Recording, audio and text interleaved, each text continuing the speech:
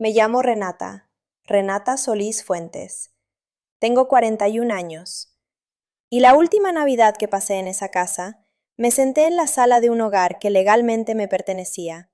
Sostuve una copa de vino que yo misma había llevado, y escuché a mi hermana menor decirme, con esa amabilidad específica que usan las personas cuando quieren que sepas que te han estado discutiendo, que las fiestas habían estado mejor desde que yo había estado menos presente, que había menos tensión, que quizás sería más fácil si yo simplemente no estuviera. No lloré, no levanté la voz. Agarré mi copa, le di un sorbo, la puse de regreso sobre la mesa de centro y dije, está bien. Lo que hice después es la razón por la que te estoy contando esta historia. Pero antes de llegar ahí, si alguna vez has sido la persona en una familia que hace más y recibe menos reconocimiento, si alguna vez te has sentado en un cuarto lleno de gente que tiene tu mismo apellido y te has sentido completamente solo ahí adentro, creo que ya sabes algo sobre a dónde va esto. Dale like, suscríbete para no perderte lo que sigue y compártelo con alguien que necesita escuchar que los que se quedan callados no se quedan callados para siempre.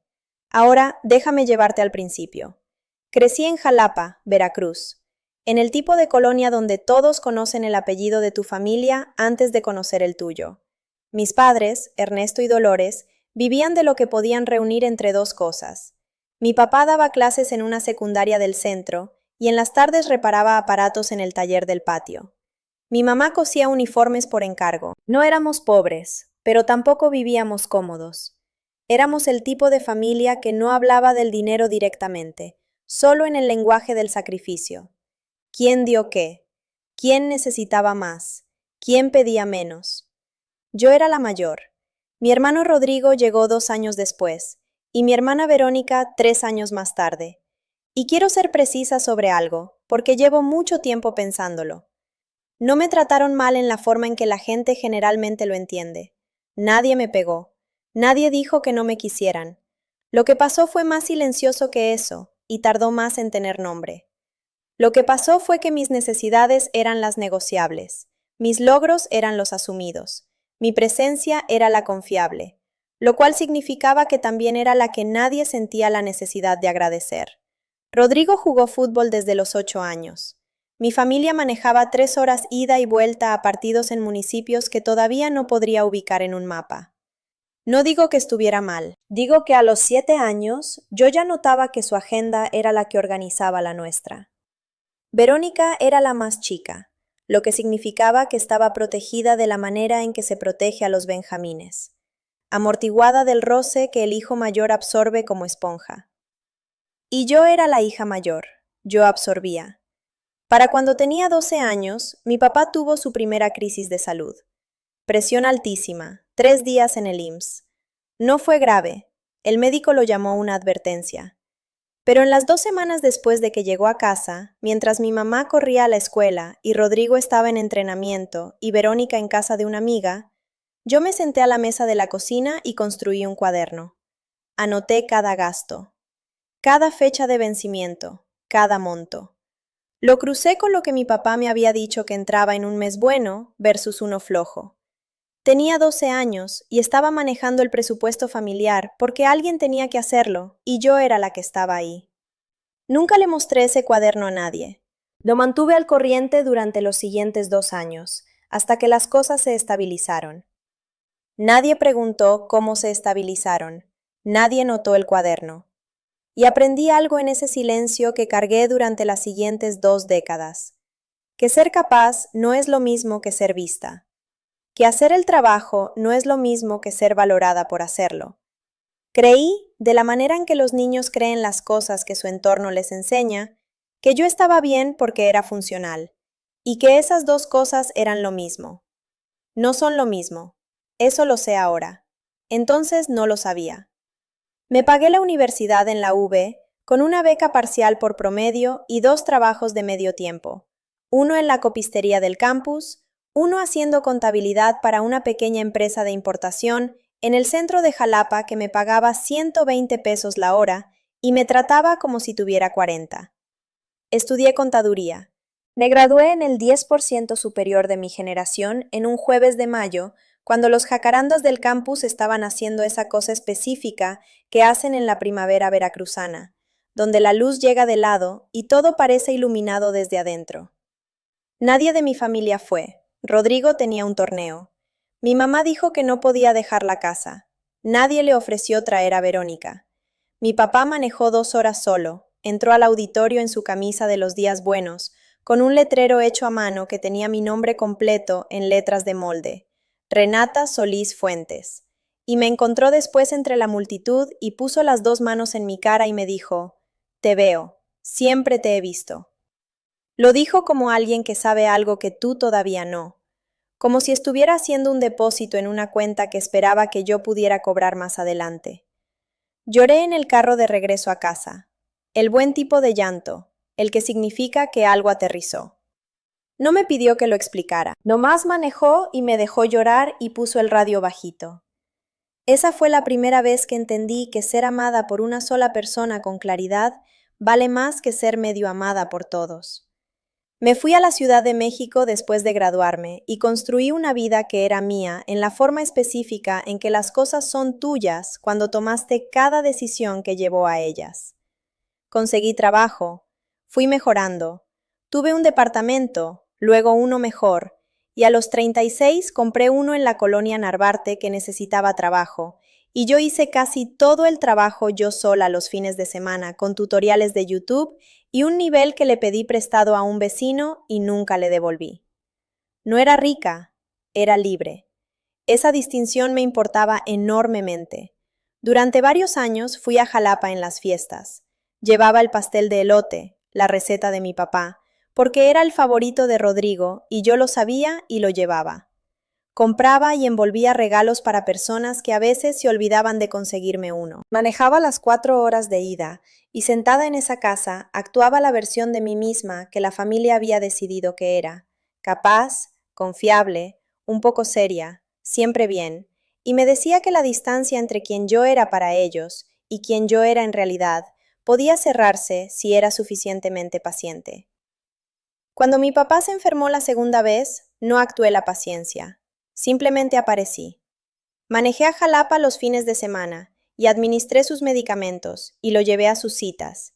Y me quedé con él en las tardes cuando el cansancio era malo y no podía hacer mucho, pero quería compañía. Mi mamá estaba ahí. Estaba de duelo anticipado, lo cual entendí. Pero el duelo no distribuye el trabajo. Yo era quien sabía el nombre de su cardiólogo, de su médico de cabecera, del especialista en la Ciudad de México al que le conseguí cita porque llamé a un contacto de trabajo y nadie más pensó en intentarlo. Murió un martes en la mañana de octubre, hace 3 años. Yo estaba ahí. Rodrigo llegó 2 horas después. Verónica venía en camino. Cuando se leyó el testamento, mi papá me dejó la casa en exclusiva. La propiedad de 4 recámaras en Jalapa, donde todos habíamos crecido, con su hipoteca pagada y el taller del patio lleno de herramientas que él había usado tanto que los mangos estaban lisos. Me la dejó a mí porque me la había ganado de la manera en que se ganan las cosas cuando nadie está llevando la cuenta. En silencio, completamente, a costo personal. La cara de mi mamá cuando el notario dijo mi nombre. Puedo describirla con exactitud. No era sorpresa.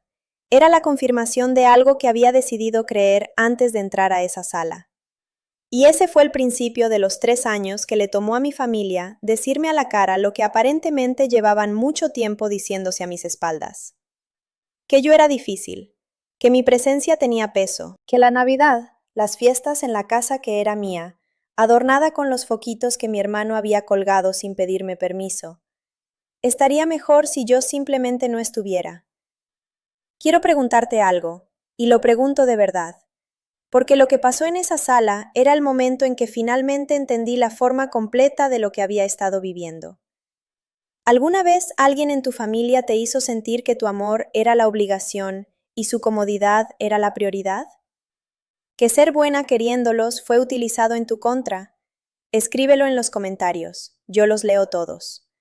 Porque estás a punto de ver lo que pasa cuando alguien que ha sido la fácil durante 41 años decide, muy en silencio, dejar de serlo.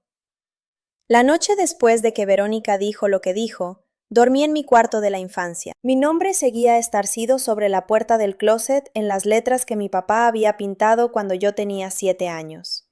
Verde oscuro, ligeramente desiguales, el tipo de trabajo cuidadoso e imperfecto que significa que alguien lo hizo con sus propias manos porque quería hacerlo. Me acosté en la cama y miré esas letras y no lloré. Había llorado en ese cuarto antes, muchas veces, por razones que me habrían dado vergüenza explicar en voz alta. Esta vez no había nada por lo que llorar. Lo que Verónica había dicho no era una herida, era una confirmación. Abrí mi laptop a las 11:14 de la noche. Sé la hora exacta porque miré el reloj en la esquina de la pantalla y la registré de la manera en que registras los detalles pequeños cuando tu cerebro está haciendo algo importante por debajo de la superficie. Abrí un documento nuevo. No le puse título. Empecé a escribir. No era una carta, no era una lista de agravios, era una hoja de cálculo. Fechas, citas médicas, gastos que yo había cubierto, horas que había invertido. No porque planeara mostrársela a alguien, nunca había planeado mostrarle nada a nadie, sino porque necesitaba verlo en celdas.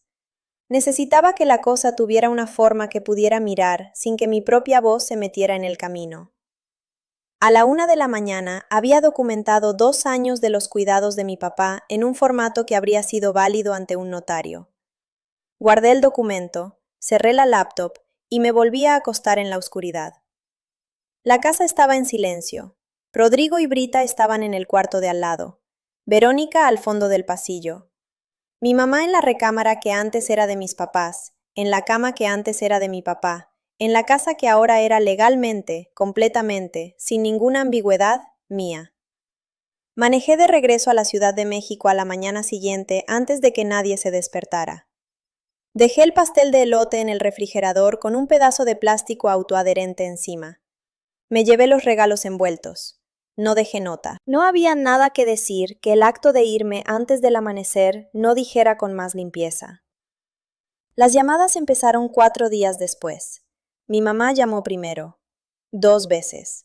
Luego Verónica, que dejó un mensaje de voz que empezaba con la frase «No más quiero saber cómo estás», en el tono que significaba que quería saber si no estaba bien de una manera que requiriera una conversación que ella ya había guionizado.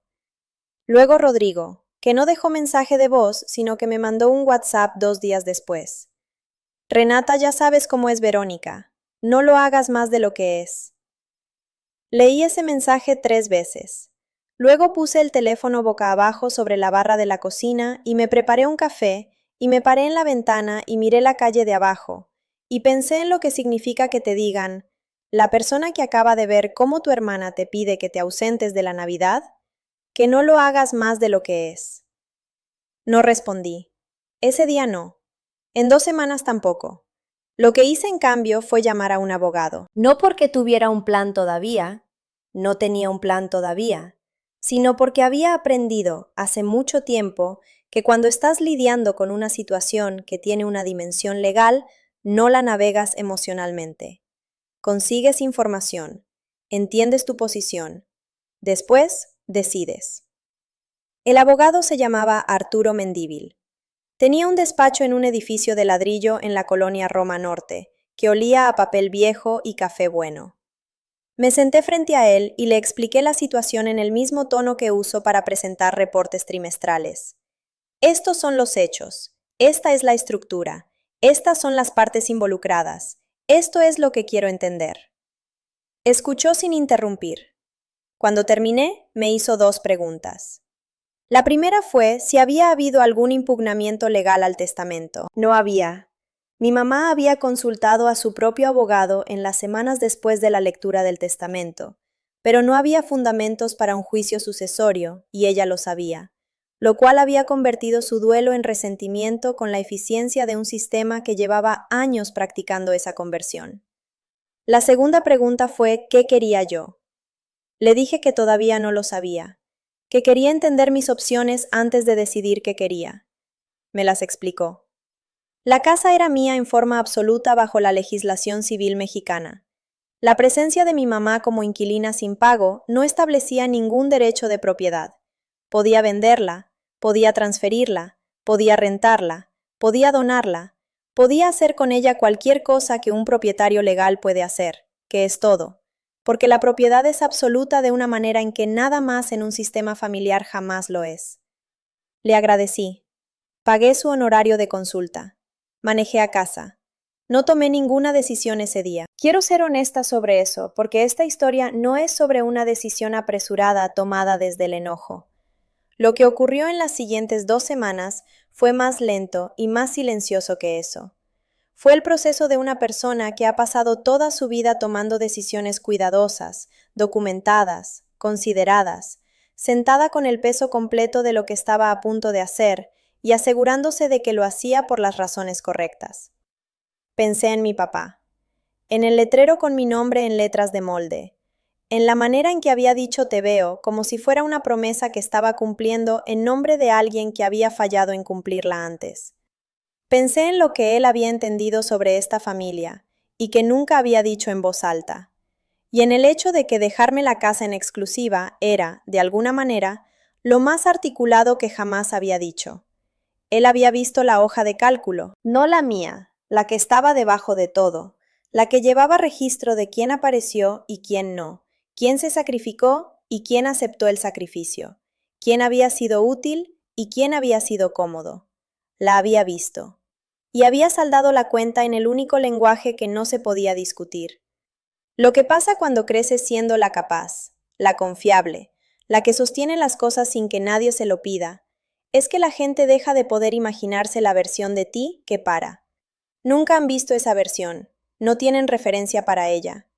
Entonces cuando llega, les parece extrema. Les parece una reacción exagerada.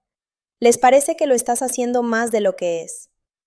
Quiero preguntarte algo antes de seguir, porque pienso mucho en esto.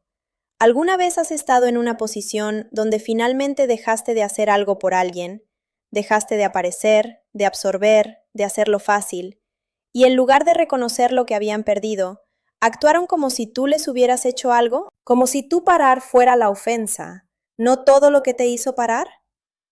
Dímelo en los comentarios, porque lo que hice después fue exactamente eso. Paré. Y la manera en que mi familia respondió a que yo parara me dijo todo lo que había pasado 31 años intentando no saber.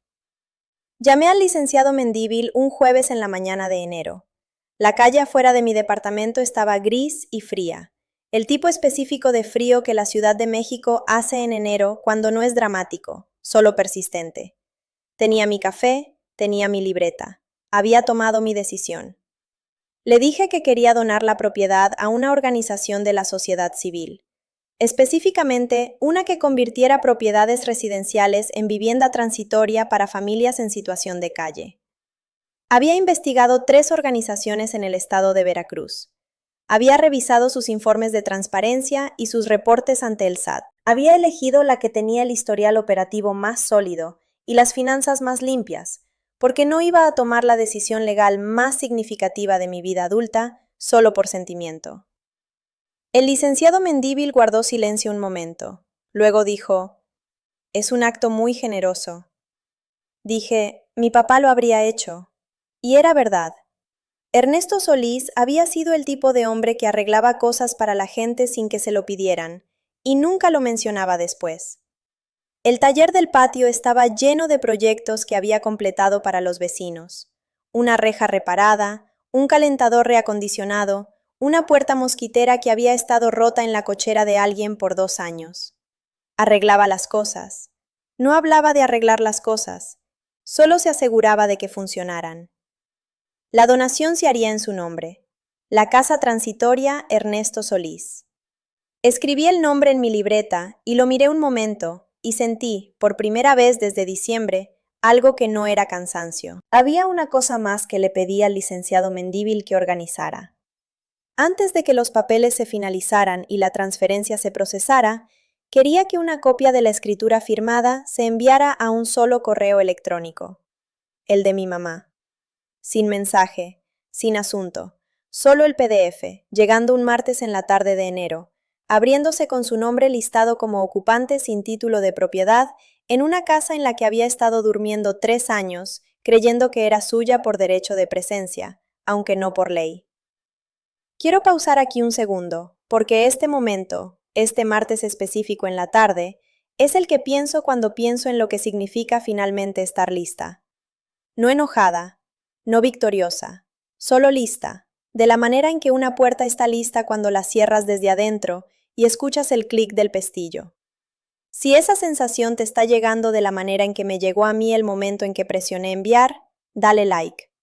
Suscríbete si todavía no lo has hecho, porque lo que pasó después de que ese correo llegó es donde esta historia se convierte en algo que yo no podría haber escrito desde adentro de ella. Y necesito que estés aquí para esa parte. La llamada de mi mamá llegó un jueves en la mañana. Yo estaba en mi escritorio. Miré su nombre en la pantalla y lo observé timbrar. 4 veces. 5. Luego buzón de voz. Luego Rodrigo. Luego Verónica. Luego Rodrigo otra vez. Puse el teléfono boca abajo y terminé mi reporte trimestral y lo envié a mi supervisora antes del mediodía. Quiero contarte lo que esas llamadas perdidas en realidad se sintieron, porque creo que la gente asume que cuando finalmente dejas de contestar, se siente como poder. Como si hubieras volteado algo y ahora estuvieras arriba. No se sintió así. Se sintió como estar parada en un cuarto después de que todos se han ido y notar, por primera vez, cuánto espacio ocupas en realidad cuando no te estás haciendo más pequeña. Quietud, un poco desconcertante. La calma específica de alguien que acaba de dejar de hacer algo que había estado haciendo tanto tiempo que se le olvidó que era una elección. Salí a caminar esa tarde. Solo a la vuelta de la manzana, luego otra cuadra, luego hacia el Parque México, donde hay un circuito alrededor de la fuente central que camino cuando necesito pensar sin que las paredes de mi departamento retengan los pensamientos adentro. Hacía frío. Traía el abrigo a medio abrochar y las manos en las bolsas, y caminé 40 minutos sin el teléfono y pensé en mi papá. Pensé en el taller, las herramientas con los mangos lisos, la manera en que se paraba en su banco de trabajo los sábados en la mañana con el radio bajito, siempre norteño, siempre viejo, siempre lo suficientemente bajito para que pudieras escucharlo, pero no distinguir la letra a menos que te quedaras quieta. Yo me paraba en el marco de la puerta y lo veía trabajar. Nunca me decía que entrara y nunca me decía que me fuera. Podía estar ahí, en el umbral de la puerta, y con eso bastaba. Pensé en lo que ese taller se convertiría. Un espacio de estudio, me había dicho el licenciado Mendívil. La organización tenía un programa donde convertían las construcciones secundarias en cuartos de aprendizaje para los niños de las familias en vivienda transitoria. Escritorios pequeños, libreros, una lámpara en cada escritorio. Niños sentados donde antes estaba el banco de trabajo de mi papá, haciendo tarea con la concentración específica de los niños que entienden que la estabilidad no está garantizada, y entonces la sostienen cuando la encuentran. No me sentí victoriosa pensando en eso. Sentí algo más lento y más duradero. Sentí que finalmente había hecho algo con 41 años de trabajo invisible y cuidadoso que valía lo que había costado. Mi mamá dejó un mensaje de voz la segunda vez que llamó, 2 días después del primer intento. Lo sé porque mi teléfono me mostró la notificación. No lo escuché durante 4 días. Cuando finalmente lo hice, me paré en la cocina con el teléfono pegado al oído y escuché la voz de mi mamá, delgada de una manera en que no había sido antes, despojada de la autoridad particular que siempre había cargado en sus vocales, diciéndome que lo que yo había hecho era incomprensible, que la casa era la historia de la familia, que mi papá nunca habría querido esto, que necesitaba que le llamara. Dijo necesito 2 veces. Era la primera vez en mi vida que podía recordar a mi mamá usando esas palabras en esa secuencia dirigidas a mí. Dejé el teléfono sobre la barra. Me quedé parada ahí un momento. Luego fui a mi escritorio y abrí un documento nuevo, y anoté las palabras exactas que había usado, en el orden en que las había usado, porque soy quien soy y eso es lo que hago. Luego cerré el documento y preparé la cena. Lo que todavía no sabía, lo que todavía estaba armando de afuera hacia adentro, era la forma completa de lo que había estado pasando en Jalapa en las semanas desde que llegó la escritura. Lo fui escuchando de la manera en que siempre escuché las cosas de ese mundo, a través de Carmen Cepeda, que había sido vecina de mi papá por 22 años y que me llamaba cada 2 semanas, no para reportar, sino nomás para platicar. De la manera en que las señoras mayores a veces adoptan a los hijos de las personas que quisieron y mantienen la conexión por una lealtad que no necesita explicación. Carmen me llamó un sábado en la mañana de febrero. Me preguntó cómo estaba. Le dije que bien. Y con Carmen, bien significaba algo específico. Significaba estoy parada y funcionando, y no hay necesidad de detenernos aquí. Lo aceptó. Luego me contó, de la manera medida que tenía para entregar información que sabía que importaba, lo que había estado pasando en la calle. La familia no había sido discreta. Dolores había contado la historia a quien quisiera escucharla, en la iglesia, en el salón de belleza en la calle Enríquez, donde se había arreglado el cabello cada 6 semanas por 15 años, en el grupo de café de los martes que se reunía en la fonda 2 cuadras de donde antes estaba la escuela donde mi papá dio clases. La versión de la historia que estaba contando era la que yo había esperado, que Renata se había quedado con la casa, que Renata siempre había sido difícil, que Renata había hecho esto por despecho, por cálculo, por una frialdad que Dolores siempre había sabido que estaba ahí debajo de la superficie. Carmen me contó esto sin editorializarlo. Nomás dijo lo que se había dicho y lo dejó ahí entre nosotras en el teléfono. Luego dijo, la mitad les creyó, la otra mitad, los que conocieron a tu papá, se acuerdan quién lo llevaba a sus citas. No dije nada por un momento. La gente sabe más de lo que aparenta, dijo Carmen. Nomás espera a ver para qué lado van las cosas antes de decirlo en voz alta. Le agradecí. Platicamos un rato más sobre su jardín y el clima, y una telenovela que había empezado a ver. Luego se despidió de la manera cálida y eficiente que siempre tenía, como alguien que tiene a dónde ir, pero que se alegra de haber llamado. Me quedé con lo que me había dicho el resto de ese día. La campaña en mi contra no era una sorpresa. La había visto venir de la manera en que ves venir un sistema de lluvia, cuando has vivido en un lugar el tiempo suficiente para leer el cielo. Lo que todavía estaba aprendiendo a sostener era algo más específico. La manera particular en que mi familia había convertido mi cuidado en evidencia en mi contra. Los años que había pasado apareciendo habían sido reenmarcados, en su versión, como un cálculo largo. Las citas médicas, las hojas de cálculo, las cuentas que había cubierto. En la historia que Dolores estaba contando en la fonda, estos no eran actos de amor, eran tácticas. Me había posicionado, había maniobrado, les había ganado la partida. Quiero preguntarte algo, y lo digo en serio, porque esta es la parte que más tiempo me llevó soltar. Cuando alguien toma la evidencia de tu amor y la usa para construir un caso en tu contra, cuando el hecho de que apareciste se convierte en prueba, en su versión, de que traías algo entre manos, ¿qué haces con eso? ¿Dónde lo pones? Escríbelo en los comentarios, porque yo no tuve respuesta durante mucho tiempo, y encontrar la respuesta es como llegué a la siguiente parte de esta historia.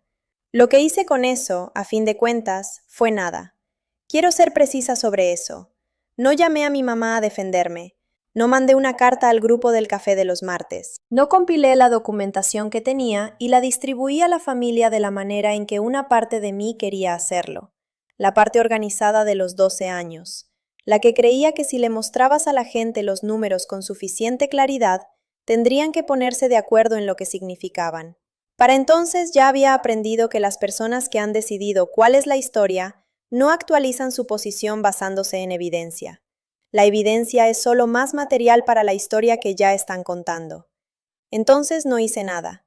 Fui al trabajo, cené, caminé el circuito del Parque México los días en que el clima lo permitía y me quedé con un libro los días en que no. Llamé a Carmen los sábados. No llamé a mi mamá, a mi hermano, ni a mi hermana. 6 semanas después de que se transfirió la escritura, la organización me mandó una carta.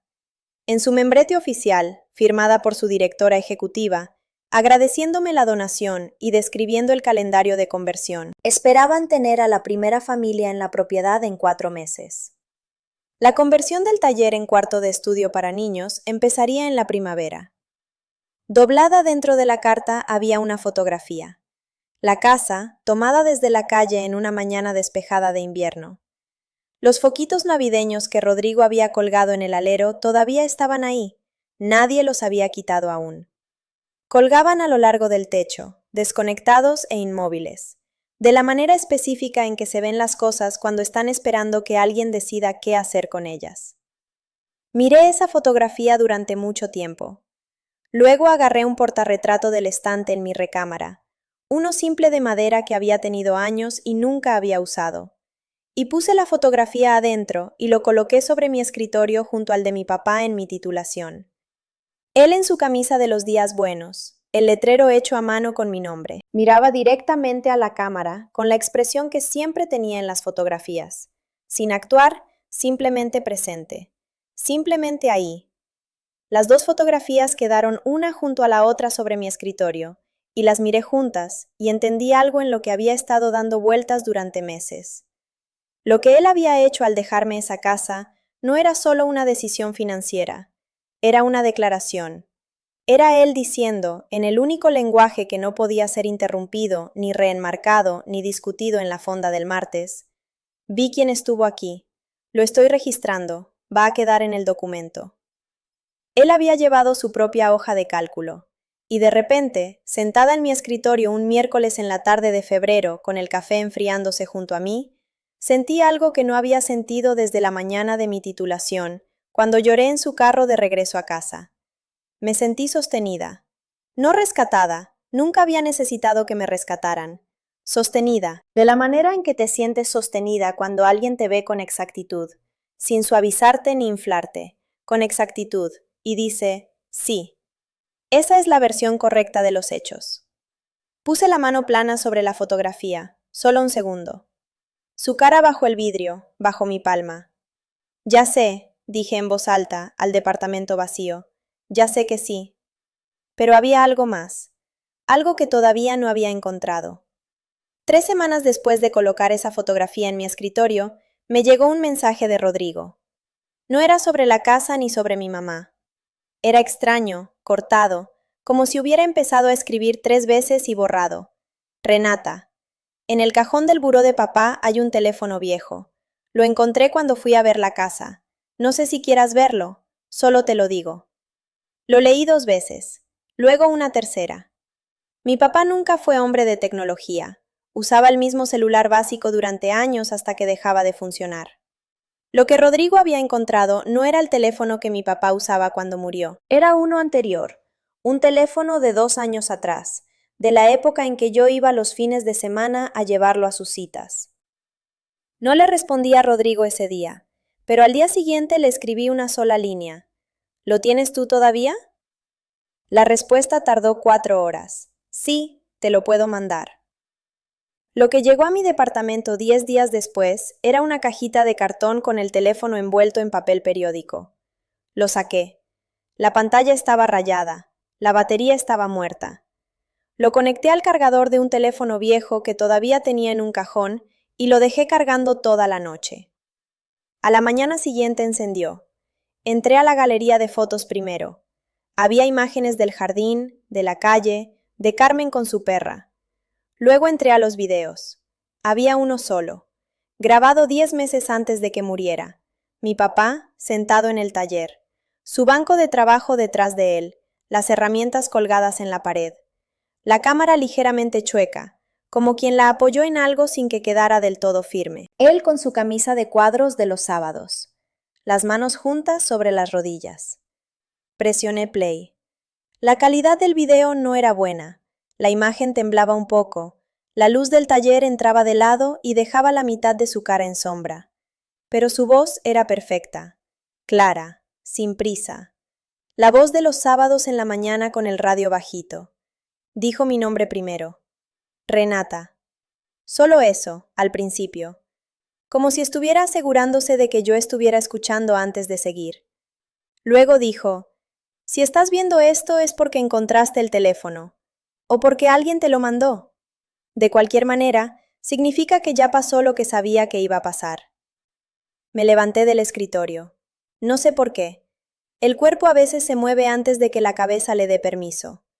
Caminé hasta la ventana con el teléfono en la mano y me quedé parada mirando la calle de abajo sin verla. Seguí escuchando. No te voy a pedir que perdones a nadie, dijo. No es lo que quiero decirte. Lo que quiero decirte es lo que debí haberte dicho hace mucho tiempo, y no supe cómo. Hizo una pausa. Escuché el sonido del taller, el refrigerador viejo que zumbaba en la esquina, los pájaros afuera. Yo vi todo, mija. Vi el cuaderno a los 12 años. Vi los fines de semana que manejabas. Vi las citas, los médicos, los papeles que organizabas mientras yo estaba cansado y tu mamá estaba asustada y tus hermanos estaban en su vida. Lo vi todo y no supe decírtelo en el momento porque soy hombre de taller, no de palabras.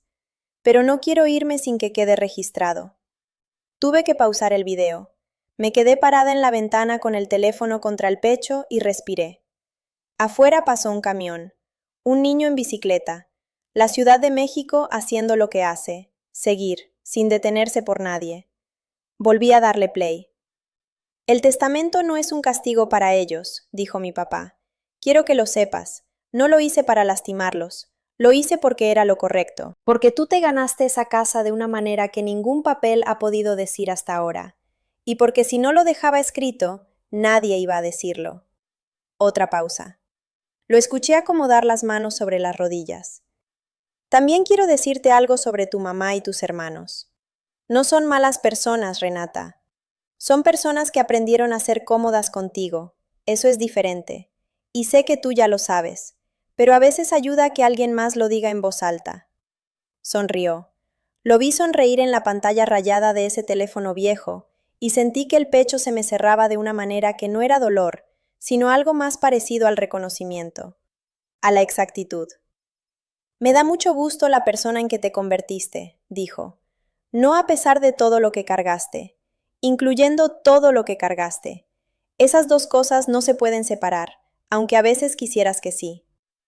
Luego miró directo a la cámara, con la misma expresión que tenía en la foto de mi titulación, sin actuar, simplemente presente. Te veo, mija. Siempre te he visto. El video terminó.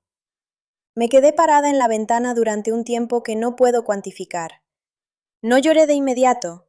El llanto tardó, llegó lento, de abajo, de ese lugar donde viven las cosas que esperan a que tengas espacio para sentirlas.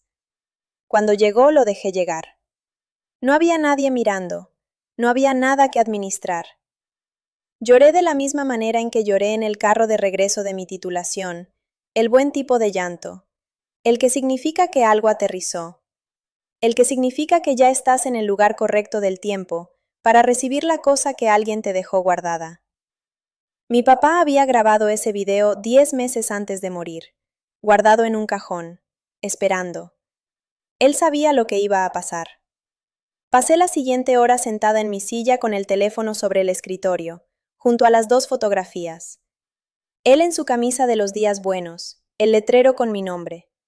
La casa con los foquitos desconectados, y ahora su voz, grabada en ese aparato rayado, diciendo las cosas que el testamento había dicho en silencio. 3 documentos. El cuaderno de los 12 años que nadie vio. La escritura que lo decía todo sin palabras. Y este video, que lo decía todo con ellas. Hay un tipo específico de mañana que llega después de que has tomado una decisión irreversible y has vivido con ella el tiempo suficiente para que deje de sentirse como una decisión y empiece a sentirse como el suelo bajo tus pies. Así fue febrero en mi departamento. Me levantaba, preparaba café, me paraba en la ventana en calcetines mirando la calle de abajo, y no había angustia en eso, no había dudas. La cosa estaba hecha. La casa era el último acto de claridad de Ernesto Solís, y yo lo había honrado convirtiéndola en algo que él mismo habría hecho si se le hubiera ocurrido. No estaba en paz de la manera actuada, no andaba caminando sintiéndome resuelta y cinematográfica, solo estaba viviendo, lo cual, después de mucho tiempo de sobrevivir dentro de un sistema familiar que me requería administrar la comodidad de todos, además de la mía, se sentía como un lujo casi irrazonable. No había hablado con mi mamá, con mi hermano, ni con mi hermana en 7 semanas. Quiero ser honesta sobre cómo se sintió ese silencio, porque es la parte que la gente malentiende. Asumen que se sintió como duelo, como una pérdida que estás empujando hacia adelante. Y había algo de eso, por debajo, en el lugar donde la niña de 12 años con el cuaderno de presupuesto todavía vivía. Ella todavía extrañaba la familia que había tratado de fabricar a partir de la que en realidad tenía. Pero el sentimiento dominante no era duelo. Era algo más parecido al alivio de soltar algo pesado que habías cargado tanto tiempo que ya no recordabas que no era parte de tu cuerpo. Carmen me llamó un sábado de finales de febrero. Me preguntó sobre mi semana. Le conté sobre un proyecto en el trabajo que me había traído de cabeza, una presentación para un cliente del sector salud que no dejaba de cambiar de alcance. Y ella escuchó de la manera en que siempre lo hacía, con la atención completa de una persona que ha decidido que lo que tú estás diciendo importa, lo cual es más raro de lo que parece. Luego me contó lo que había escuchado. Rodrigo había ido a ver la casa. Había manejado una tarde entre semana, según Carmen, y se había quedado parado en la entrada. La coordinadora de admisiones de la organización había estado ahí haciendo un recorrido inicial. Carmen había observado desde su ventana del frente, no con ninguna discreción particular, solo la vigilancia natural de alguien que ha pasado 22 años prestándole atención a la calle en que vive. Me dijo que Rodrigo se había quedado al final de la entrada con las manos en las bolsas del abrigo y había mirado la casa durante mucho tiempo. Luego se había subido a su camioneta y se había ido. No entró. No le habló a la coordinadora, solo miró. Pensé en eso el resto del día. Rodrigo parado en la entrada de nuestra casa de la infancia, mirándola de la manera en que miras algo que ya se ha convertido en otra cosa. No me sentí satisfecha por esa imagen. Sentí algo más complicado, el cansancio específico de alguien que ha visto a una persona que quiere negarse, una y otra vez, a ser quien era capaz de ser, y finalmente ha aceptado que la negativa es la verdad de esa persona. Había sido capaz de más. Siempre había sido capaz de más. Esa era la parte que costaba algo. Lo que hice con el video fue guardarlo. Lo guardé en la nube, en 2 lugares distintos, con una copia en mi computadora. Hice una transcripción completa, palabra por palabra, en un documento que archivé con los otros.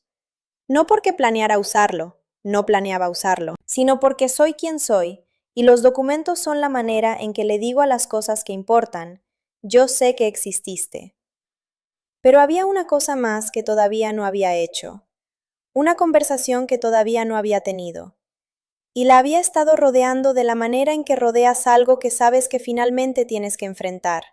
No por evasión, exactamente, sino por la necesidad de estar lista antes de ir.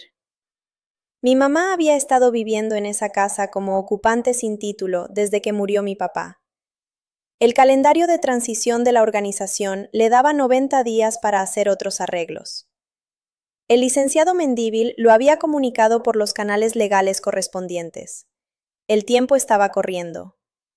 No había llamado a una empresa de mudanzas. No había contactado a ningún agente de arrendamiento. Según Carmen, no le había dicho a nadie en su círculo que se estaba preparando para irse.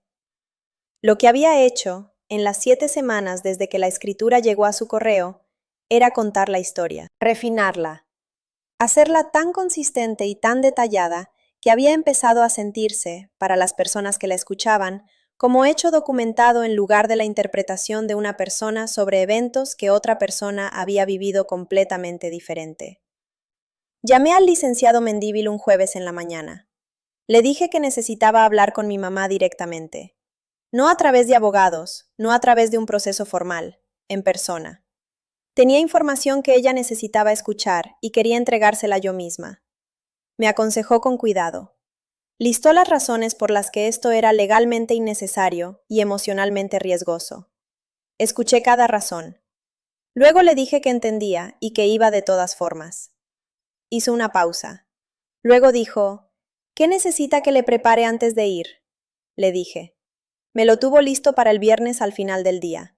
Lo imprimí, lo puse en una carpeta, la carpeta en mi bolsa. Esa noche me senté en la sala después de cenar y pensé en el camino. 4 horas. Me sabía cada kilómetro. El tramo de la autopista donde las montañas se abren y puedes ver a gran distancia en ambas direcciones. La caseta donde siempre parábamos a cargar gasolina cuando era niña. El giro en nuestra calle donde el árbol del tejocote en la esquina había perdido una rama enorme en una tormenta 3 años atrás, y la cicatriz todavía se veía en el tronco. Pensé en el taller de mi papá. en los escritorios pequeños y las lámparas y los niños haciendo tarea donde antes estaba su banco de trabajo. Pensé en lo que él habría dicho sobre lo que estaba a punto de hacer. Creo que habría dicho, ve, dilo una vez, dilo claro, y luego deja que quede así. Salí de la Ciudad de México a las 8 de la mañana de un sábado de principios de marzo.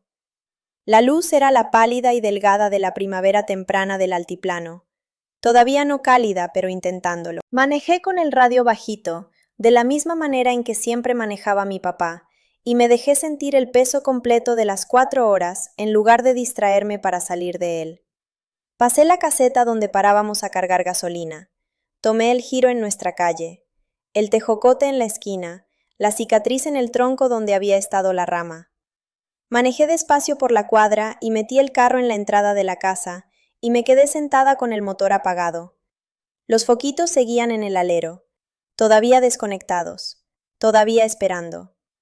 Mi mamá abrió la puerta antes de que tocara. Había estado esperando desde la ventana.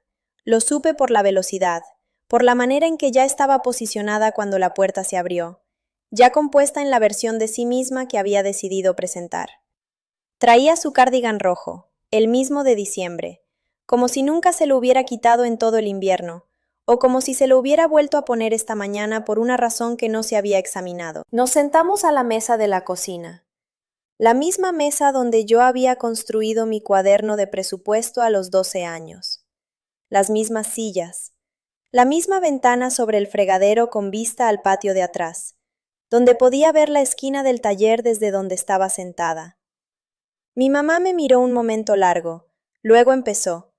Usó el lenguaje que siempre había usado, el lenguaje de la unidad familiar, de la justicia, de lo que tu papá habría querido. Dijo que entendía que yo estaba molesta. Dijo que lo que Verónica había dicho en diciembre se había sacado de contexto. Dijo que la casa era historia, era memoria, era algo que no podía asignarse a una sola persona cuando les pertenecía a todos. La dejé terminar. Todo, cada oración. Luego abrí la carpeta. Había 3 documentos adentro. El primero era un resumen que yo había preparado. Fechas, gastos, horas, 2 años de cuidados, formateado de la misma manera en que formato los reportes de clientes en el trabajo. Columnas limpias, totales claros, nada editorial, solo lo que ocurrió y cuándo y cuánto costó.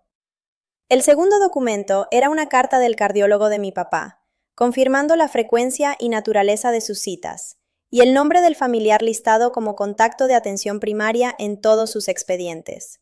Mi nombre, solo mi nombre, por 2 años. El tercer documento era el comprobante de una transferencia bancaria. Enero del año en que Rodrigo tenía 26. 14,000 pesos de mi cuenta a una agencia de cobranza, canalizada a través de la cuenta de mi papá por instrucción suya, liquidada en un solo pago. La deuda de Rodrigo. Saldada sin que él lo supiera, con mi dinero, por instrucción silenciosa de mi papá, sin reconocimiento de nadie. Mi mamá miró los documentos durante mucho tiempo, no los levantó. Los leyó donde estaban sobre la mesa, de la manera en que lees algo cuando recogerlo lo haría demasiado real. Luego me miró. Y aquí está el momento en que quiero detenerme y quedarme adentro, porque es el que no había preparado.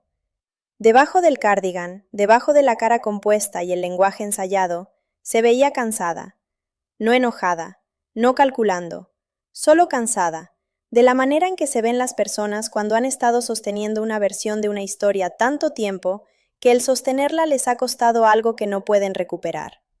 Se veía, por solo un momento, como si había visto mi papá en los últimos meses de su vida. Ese agotamiento específico de alguien que ha gastado su energía en las cosas equivocadas, y lo sabe, y no puede encontrar la manera de no saberlo. Si ese momento te llegó de la manera en que me llegó a mí estando sentada en esa mesa, ese momento de ver a la persona detrás de la persona que te lastimó, y sentir que te cuesta algo aún después de todo, dale like. Suscríbete si todavía no lo has hecho. Porque ese momento es el que me llevé conmigo al salir de esa cocina, y es el que cambió lo que dije después. Miré a mi mamá al otro lado de la mesa. La carpeta seguía abierta entre nosotras. Dije, no vine a discutir lo que pasó. Vine porque necesitabas ver el registro real, no la historia, el registro. No dijo nada. Quise a esta familia con más cuidado del que nadie notó, dije, y ya no necesito que lo reconozcan, pero quería que supieras que yo sé, y quería que supieras que papá sabía. Cerré la carpeta, la dejé sobre la mesa. Luego me puse de pie, me puse el abrigo, y salí por la puerta principal. No la azoté. La jalé hasta que escuché el clic del pestillo, ese sonido pequeño y específico de una puerta que se cierra desde adentro. Y caminé a mi carro y me senté y estuve ahí exactamente 3 minutos. Los foquitos en el alero, desconectados, inmóviles. Y entonces me cayó el 20 de algo que llevaba meses sin poder nombrar. Mi mamá no era la única que había estado cargando una historia demasiado tiempo. Yo también la había cargado. La historia de que si era suficientemente paciente, si era suficientemente capaz, si documentaba todo con suficiente precisión, eventualmente la familia vería el registro correcto y estaría de acuerdo con lo que significaba. Mi papá lo había sabido. Por eso grabó el video. No para darme un arma, sino para darme un permiso. El permiso de saber que alguien ya lo había visto con exactitud, de que el registro ya existía, de que yo no necesitaba la validación de las personas equivocadas para que los hechos fueran verdad. Los documentos en esa carpeta no eran para convencer a mi mamá, eran para que yo cerrara el ciclo, para que la niña de 12 años con el cuaderno de presupuesto pudiera por fin dejar ese cuaderno sobre la mesa y salir a la calle sin él. Saqué el carro en reversa y manejé a casa. Las 4 horas de regreso las hice con el radio apagado por primera vez. No porque estuviera triste, sino porque el silencio, esta vez, se sentía como algo que había ganado. Como el espacio que queda cuando dejas de llenar el cuarto con el ruido de gestionar lo que otros sienten sobre ti. Crucé la caseta, entré a la autopista, las montañas a los lados, abriéndose hacia el altiplano, y la ciudad todavía a horas de distancia, pero ya sintiéndose como casa de la manera en que los lugares se sienten como casa cuando los construiste tú. Llegué a Narvarte ya entrada la tarde. Subí a mi departamento, puse el abrigo, calenté lo que había quedado del café de la mañana, me senté en mi escritorio, las 2 fotografías, mi papá en su camisa de los días buenos, el letrero con mi nombre, la casa con los foquitos desconectados, ya convertida en otra cosa, ya siendo el último acto de claridad de un hombre que reparó cosas en silencio toda su vida. Y en el cajón del escritorio, ese teléfono viejo con la pantalla rayada, su voz adentro. Te veo, mija, siempre te he visto. No todas las familias te dan lo que necesitas cuando lo necesitas. Algunas familias, las más honestas, las más valientes, te lo dejan guardado en un cajón para cuando estés lista para recibirlo. Mi papá sabía que yo iba a estar lista. Sabía que iba a encontrar el teléfono o que alguien me lo iba a mandar. Sabía que el testamento iba a hacer lo que hizo, y que la reacción iba a ser lo que fue, y que yo iba a necesitar escuchar su voz después de todo eso. Lo sabía y lo preparó de todas formas. Eso es lo que hace alguien que de verdad te ve. No te rescata, no pelea tus batallas, no te advierte lo que viene. Te deja algo para que encuentres cuando lo necesites. Te dice, desde el otro lado del tiempo, ya sé que puedes con esto. Aquí hay algo para cuando lo hayas cargado. Si hay alguien en tu vida que te ha visto así, con exactitud, sin adornos, sin inflarte ni reducirte, díselo. No des por sentado que ya saben, porque yo tardé 38 años en entender que ser vista con exactitud por una sola persona es suficiente. Es más que suficiente. Es la cosa más duradera que alguien puede darte. Me llamo Renata Solís Fuentes, tengo 41 años. Y la noche que escuché la voz de mi papá en ese teléfono viejo, en mi departamento de Narvarte, mientras la Ciudad de México seguía ahí afuera sin detenerse por nadie, esa noche, finalmente, me quedé quieta. No porque todo estuviera bien, no porque la familia se hubiera arreglado, no porque alguien hubiera pedido perdón o reconocido lo que fue, sino porque ya tenía el registro completo, y el registro era suficiente.